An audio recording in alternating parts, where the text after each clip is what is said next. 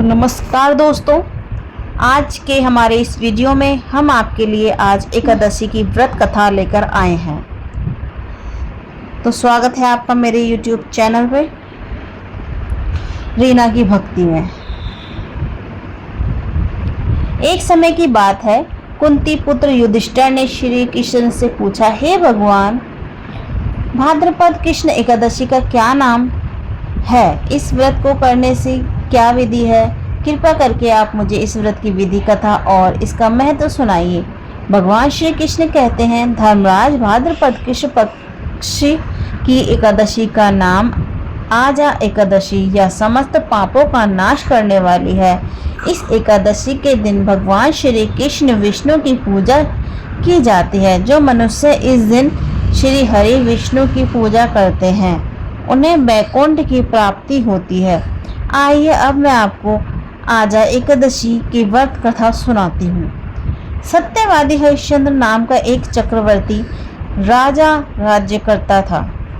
उसने विश्वामित्र को दक्षिणा छुपाने के लिए अपना सारा राज्य त्याग दिया, साथ ही अपनी पुत्र तथा स्वयं को बेच दिया। वह राजा चंडाल का दास बनकर सत्य को धारण करता हुआ मृतकों का वस्त्र ग्रहण करता रहा, मगर किसी प्रकार से वह सत्य से विचलित नहीं हुआ। कई बार राजा चिंता के समुद्र में डूबकर विचलित होकर विचार करता था कि मैं कहाँ जाऊं, क्या करूं जिससे मेरा उद्धार हो। इस प्रकार राजा को कई वर्ष बीत गए।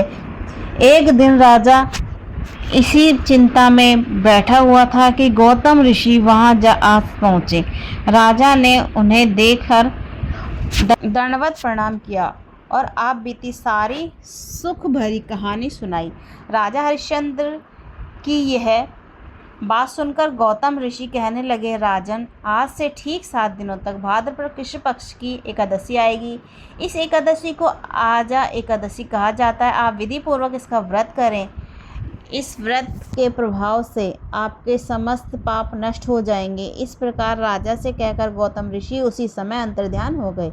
राजा ने उनके कहे अनुसार एकादशी आने पर विधि पूर्वक व्रत किया, जागरण किया। इसी बीच राजा हरिश्चंद्र का पुत्र रोहित सांप के डसने से मृत्यु की प्राप्ति हो गई। शव्य रानी द्वारा राजकुमार को शमशान में लाए जाने पर राजा हरिश्चंद्र ने रानी शव्य से शमशान का कर मांगा और असहाय शव्य रानी के पास देने के लिए कुछ भी नहीं था, इसलिए उन्होंने अपनी चुनरी को चीर कर समाधान शमशान का कर चुकाया। आजा एकादशी के व्रत के प्रभाव से राजा के समस्त पाप नष्ट हो गए। भगवान श्री हरि विष्णु ने साक्षात प्रकट होकर राजा हरिश्चंद्र की प्रशंसा करी और स्वर्ग से बाजे बजने लगे, पुष्पों की वर्षा होने लगी। भगवान की कृपा से राजा का पुत्र जीवित हो उठा और एकादशी के व्रत के प्रभाव से राजा को उनका राज्य मिल गया। फिर वे तीनों चिरकाल तक राज्य सुख भोग अंत में ईश्वर को प्राप्त हुए। हे धर्मराज, यह सब आज एकादशी के व्रत के प्रभाव से हुआ था। जो मनुष्य पूरे मन से विधि पूर्वक इस व्रत को करते हैं, रात्रि जागरण करते हैं, उनके समस्त पाप नष्ट हो जाते हैं। वह सुख समृद्धि से अपना जीवन व्यतीत कर अंत में स्वर्ण लोक को प्राप्त करते हैं। इस एकादश की व्रत कथा सुनने से अश्वमेध यज्ञ का फल प्राप्त होता है। जय श्री हरि कृष्ण, हरि विष्णु, जय श्री विष्णु। ओम श्री वासुदेवाय नमः। तो वीडियो आपको अच्छी लगे तो प्लीज़ चैनल को लाइक, सब्सक्राइब और ज़रूर कीजिएगा। मिलते हैं नेक्स्ट भजन में या फिर नेक्स्ट कहानी में।